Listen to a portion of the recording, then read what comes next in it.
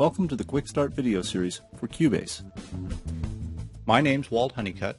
I'm a producer for Combined Minds Media, and I'll be your host and instructor for these tutorials. Together we'll learn how to install and configure Cubase, and then we'll explore its features and capabilities. Whether you're a new user or a seasoned pro, you'll find helpful tips and techniques to improve your productions. These videos are intended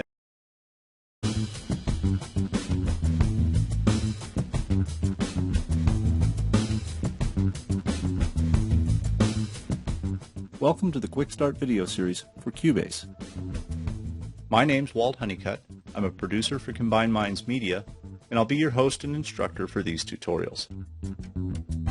Together we'll learn how to install and configure Cubase, and then we'll explore its features and capabilities. Whether you're a new user or a seasoned pro, you'll find helpful tips and techniques to improve your productions. These videos are intended to serve two purposes. First, they illustrate basic operations and help new users operate Cubase and avoid common mistakes. Second, they demonstrate some new features and techniques to help the advanced user get the most out of Cubase in the least amount of time.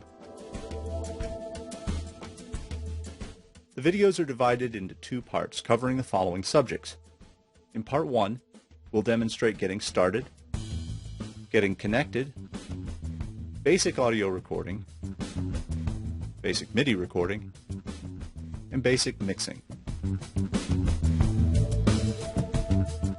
Then, in part 2, we'll demonstrate advanced audio recording and processing, advanced MIDI applications, Steinberg's note expression technology, some advanced workflow techniques, the basics of scoring, including generating tablature, and the use of remote control devices, quick controls, and outboard equipment. Let's start with the basic equipment you need to use Cubase. Please also refer to the minimum system requirements for Cubase, which you can find printed on the box.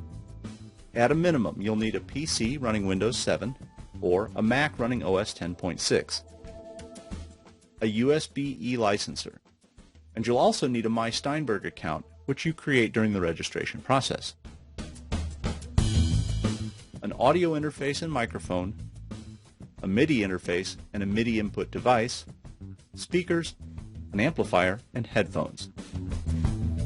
Configuring the software is a very simple three-step process: installation, activation, and registration. Place the installation CD into your computer and then follow the on-screen prompts.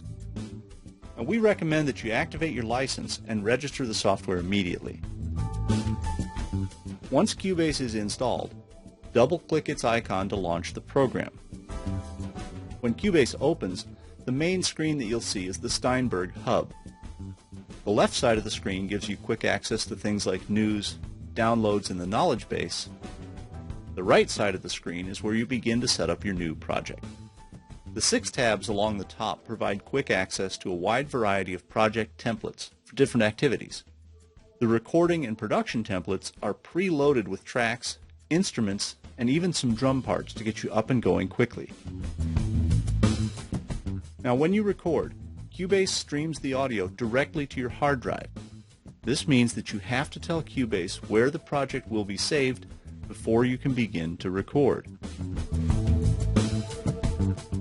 A Cubase project is actually made up of several parts, and the two most important parts are the project file and the audio folder. Now the project file contains all of the settings, and the audio folder contains the actual audio files.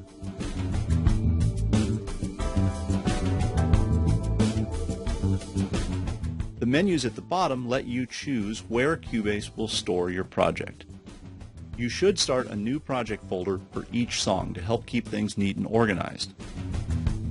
Select Prompt for Project Location if you want to manually create your project folder, or select Use Default Location if you want Cubase to create the project folder. Let's start off with an empty project, and we'll use the option for Prompt for Project Location. Then click Continue. Now let's navigate to the desktop and create a new folder called My First Project. click Create, and then click Open. The main work area shown here is called the Project window, and this is the transport panel. Let's create a few tracks to get oriented to the Cubase environment. Open the Project menu and hover over Add Track. The drop-down menu displays all of the types of tracks that you can create. Let's select Audio Track, and let's create 3 audio tracks at once by increasing the count from 1 to 3. We're going to make these each mono tracks by changing the configuration from stereo to mono, and then click Add Track. Now let's take a look around and focus on a handful of key terms and some important icons. At the very top of the screen are 13 menus. You open them with a single click. And you can access some menu items with key commands. For example, the Project Setup function can also be opened by pressing Shift and S. Now if you see 3 dots after a menu item, it means that another menu will open with more choices. If you don't see any dots, the action will be carried out as soon as you click on the word. And if you see a black triangle, a submenu will appear when you hover over that item. Menu items shown in gray are not available at the current time. Now moving on to the Project window. At the top center area of the window frame, you see the default author and project name. And since we haven't saved this project yet, the project name defaults to Untitled 1. The next row of icons is called the toolbar. And the toolbar contains icons for commonly used functions. You can right-click anywhere on the toolbar to see a list of active sections.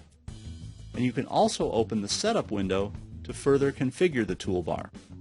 For example, let's hide the automation mode by selecting it and moving it to the Hidden Items list. We can also rearrange the information. So let's move the time display to the right end of the toolbar by selecting it in the Visible Items list, moving it down. Cubase has setup menus for many other functions that you can configure just like this one. One quick note. You can hover over just about any icon and Cubase will display a tooltip that tells you what the icon is, like this.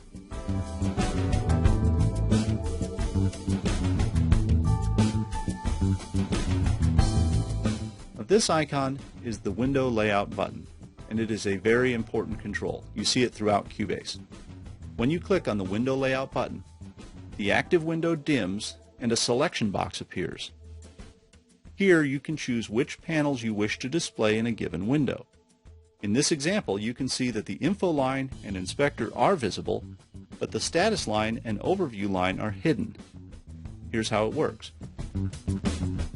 Anytime you see a Window Layout button, remember that there may be additional panels that are not being displayed. At the top of the project window is the Project Timeline. If you right-click on the timeline, you can select what units it will display. And if you left-click on the timeline, you'll move the project cursor to that location. If you left-click and drag, you can zoom in and out. And there are many other ways to zoom, and we'll look at that in just a moment. 2 of the most important tools in Cubase are these white triangles called locators. Locators define the starting and ending points for your project. You click and drag to adjust their location. If the locators are placed correctly, the area between them will be light blue. If you transpose them, the area between the locators turns red to alert you to the problem. At the left edge of the project window is the Track Inspector. The inspector provides quick access to controls and settings for that track. The functions are organized under several collapsible tabs. To open a tab, you click it, close the tab, click it again. Now some track functions are duplicated in multiple locations. The first tab is open by default. Here you'll find the track name, a duplicate set of track controls, as well as controls for track volume, stereo panning, track delay, which is used in synchronization, and controls for setting the track's input and output source. We'll look closely at these features in later chapters. This icon is the Edit Channel Settings button. This is a very important control, and you'll see it throughout Cubase. Whenever you see this icon, you can click on it to open the editing function for that area. Finally, we have a few more basic navigation tools. We have standard scroll bars for horizontal and vertical viewing. You can click and drag the lower right-hand corner to resize the project window. You also have a set of zoom controls. Click and drag the triangles to configure the horizontal zoom and the track height. You also have preset zoom levels. They're available from these pop-up menus. That's it for the first chapter. Now let's move on to chapter 2, and we'll get Cubase connected inside and out.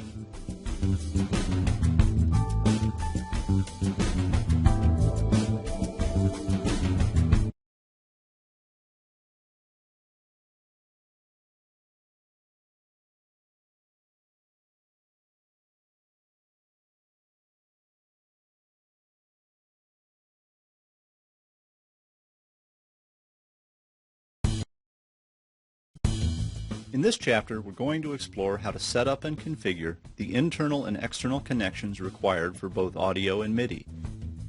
Let's begin with a map of the system, and then I'll show you how to connect the components together. Now, the major external system components are a computer with a valid USB e-licenser, the audio interface, and for this video we'll be using the Steinberg MR816X, monitor speakers and headphones, and input devices like microphones and instruments, a MIDI interface, a MIDI input device like a keyboard, cables, and power. Now follow the manufacturer's instructions to connect the amps, speaker, headphones, and other equipment. Connect the interface to the computer by USB or FireWire as appropriate. Turn on the interface and then the computer. And make sure you have the latest drivers for your interface. Even if your interface came with a CD of drivers, you should check the website for any updates and download them if needed. Now we're ready to launch Cubase and begin setting up the internal connections. To do this, open the Device menu and select Device Setup. This dialog is where you control all of the connections between Cubase and external hardware. On the left side of the screen, you can see and select what device you want to configure, such as MIDI, remotes, video, so forth.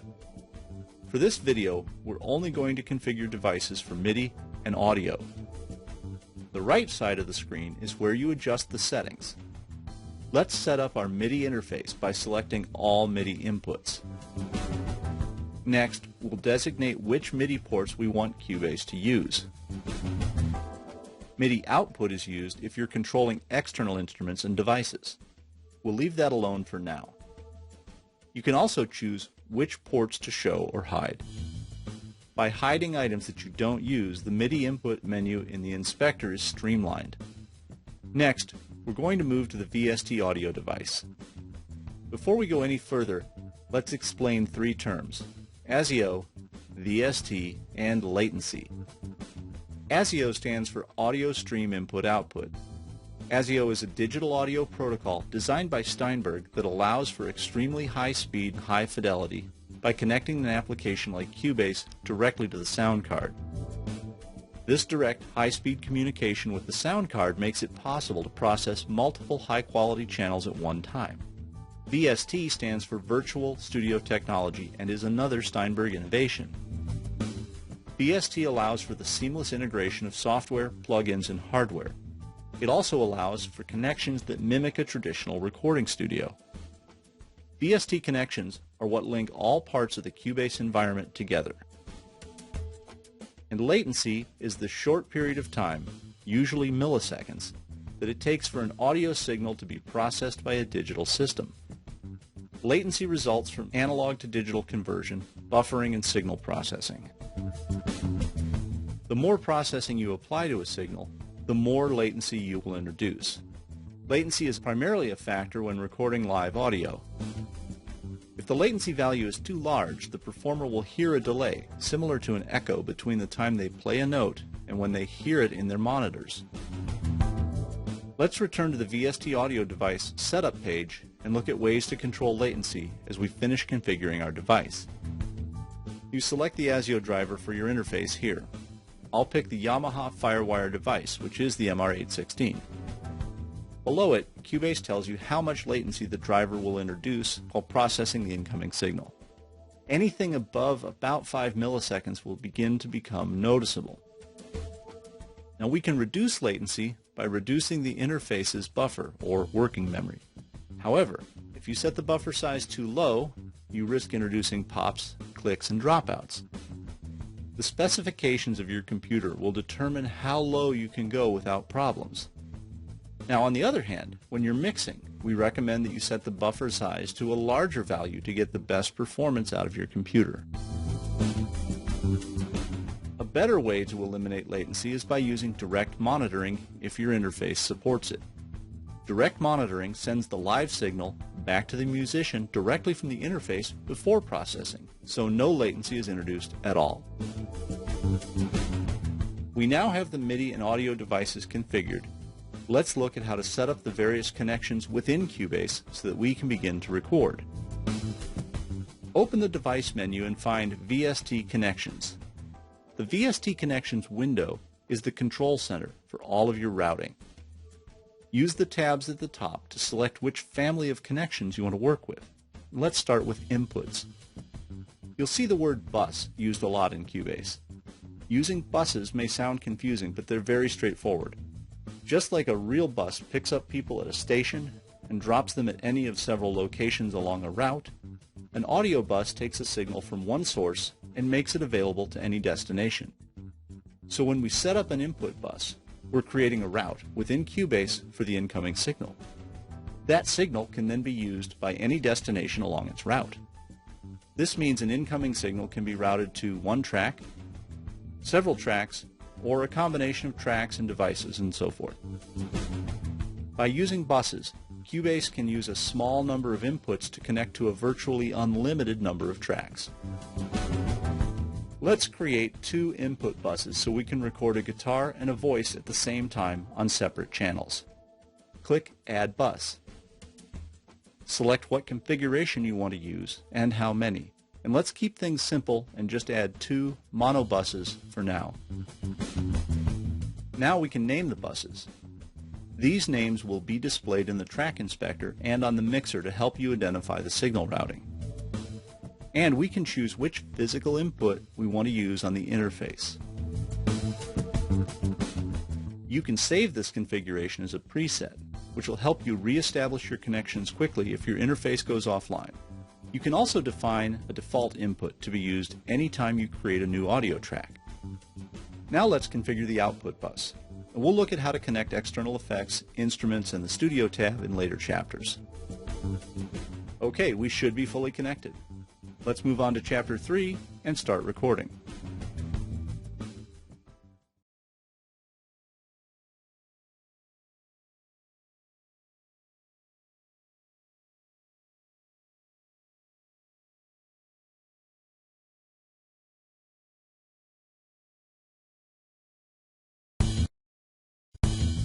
In this chapter, we'll cover the basics of audio recording. Along the way, we'll apply what we've learned in Chapters 1 and 2. For this demonstration, we'll use an original song called Gonna Get You, written by Carter Honeycutt, performed by Janelle Lutz and Dave Whiting. Now right now, the song is just a guitar part and vocal. Open the File menu and select New Project. Let's use the Project Assistant to select a template that'll help us get going quickly. Click on the Recording tab. Now here you'll find several pre-configured templates, and the small text under the title suggests how to use them. Let's use the template for Acoustic Guitar plus Vocal, and we'll also select Prompt for Project Location at the bottom of the Project Assistant and click Continue. To keep things simple, let's create a new project folder on the desktop.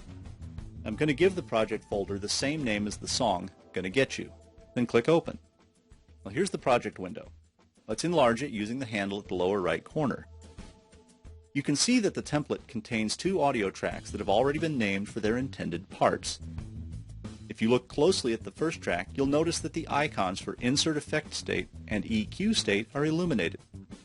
This tells us that there are insert effects and EQ settings already active on this channel. The blue Send Effect State icon on track 2 tells us that send effects are in use as well. You might notice a third track named Effects Channels. This is a folder track. If we click the folder icon, it opens to show us that a basic reverb effect has been added to this project. We'll discuss effects in more detail in Chapter 5. The next thing that we need to do is connect track 1 to the appropriate input on the audio interface, and the easiest way to do this is with the first tab in the inspector. This icon displays the input routing. Now, since the microphone for the guitar happens to be connected to input number 2, let's connect track 1 to input number 2, like this. And since the microphone for the vocals is connected to input number 1, let's connect track 2 to input 1, like this. The output will automatically connect to our only output bus, which is labeled here as stereo out. In order to hear the input signal, we have to turn on the input monitor for each track by clicking the small speaker icon. And in order to record the input signal, we have to arm each track. To do that, click on the Record Enable button. The button will turn red when enabled. Okay, the tracks are now armed. We need one more device to help us set up the recording levels. Let's call up the Mix Console. Open the Devices menu and select Mix Console. I'm going to take just a moment here and resize the project window, move the transport panel, and adjust the size and layout of the mixer so that we can see everything we need on one screen. We'll go over the mixer in more detail in Chapter 5, but the basics are that the mixer has input channels, track channels, and output channels. Since the input monitor is active, we can see the input signal level here. You'll see the recorded level here, and the default position for the faders is 0. Anything above this level will overload the system and cause distortion, a condition known as clipping. You'll see the red light appear if clipping occurs. Clipping must be avoided during recording because it cannot be fixed later. For now, let's try to get our recording levels between -3 and -6. Our performer is already wearing headphones which are connected directly to the MR816 audio interface. Let's record a few measures as a sound check.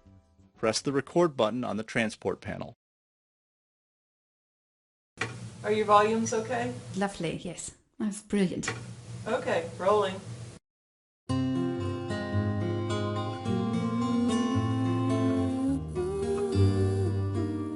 Great. Looks like we're set to go. One last thing, let's give our performer a metronome to help her keep the timing consistent. The metronome is also known as a click track, and it can be turned on and off by pressing the C key on your computer's keyboard. You can also turn on the metronome using the menu here. You can adjust the sound and volume of the metronome using the metronome setup dialog. Here we go with take 1.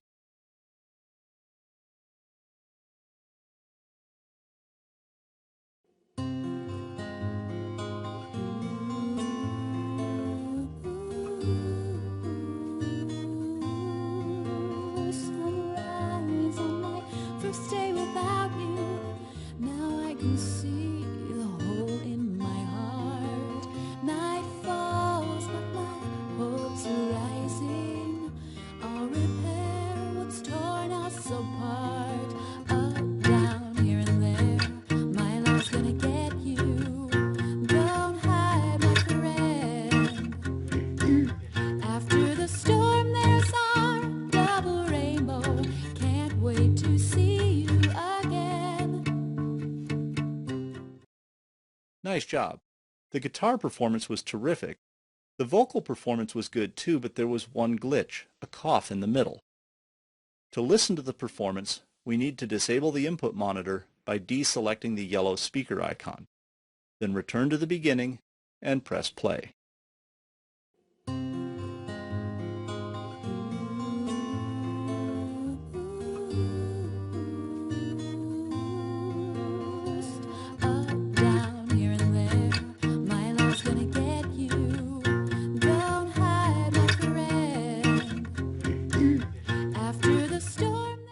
Now, we could try to mix out the cough since it happens between words, but because the voice and guitar were recorded at the same time, some of the coughing spilled into the guitar mic.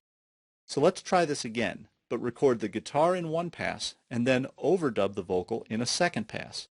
This will give us complete isolation on each part and complete control after recording.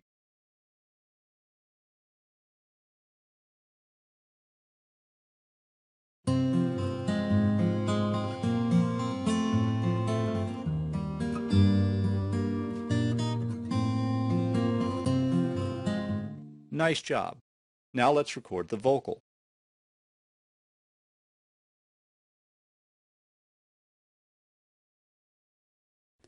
I don't hear anything.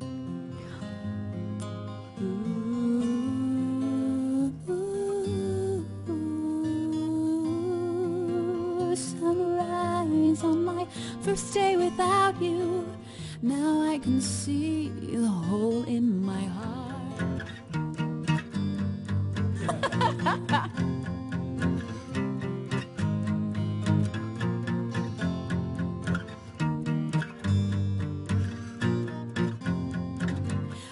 Terrific take. There was a laugh between phrases, but that's no problem. Since we recorded the vocal in isolation, none of that laugh spilled onto the guitar track, and it can easily be edited out. We can use the waveform zoom to help get a better look at what's in each track. Let's edit out the talking before the take and the laughter. Zoom and scroll until you can see the part you want. Let's turn off the snap function to allow more flexibility in where we place the edits. Now I'll select the scissors tool from the toolbar, position the scissors each place I want to cut, and then click. Now I can use the eraser tool to remove the unwanted portions. Now these are very simple editing techniques compared to Cubase's rich set of editing functions, but they solve our immediate problem. Let's listen.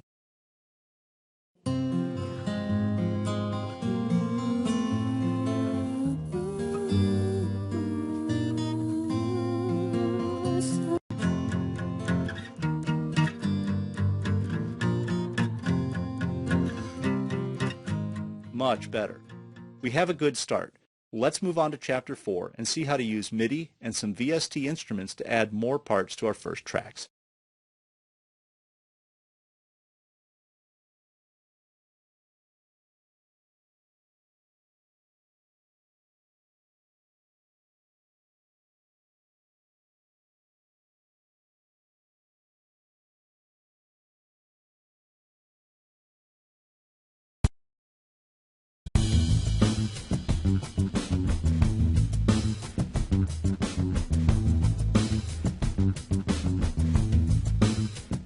In this chapter, we'll cover the basics of MIDI recording.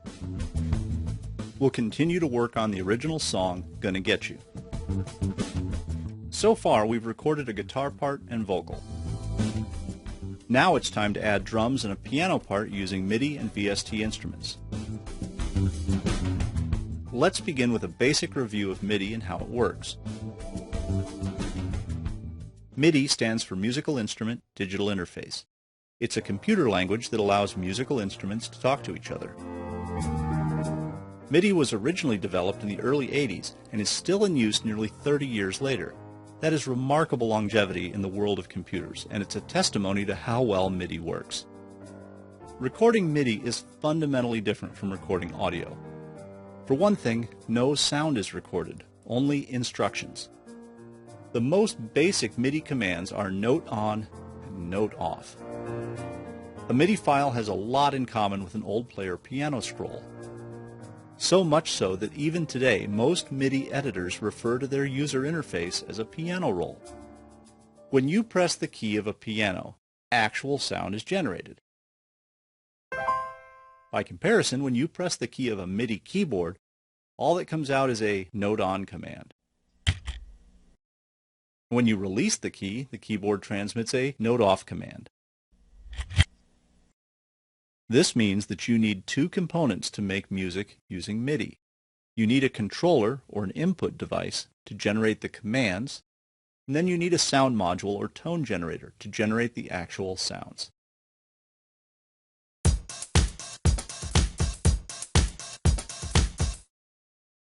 Cubase comes with a powerful arsenal of these sound modules called VST instruments. You can use any MIDI controller to trigger them.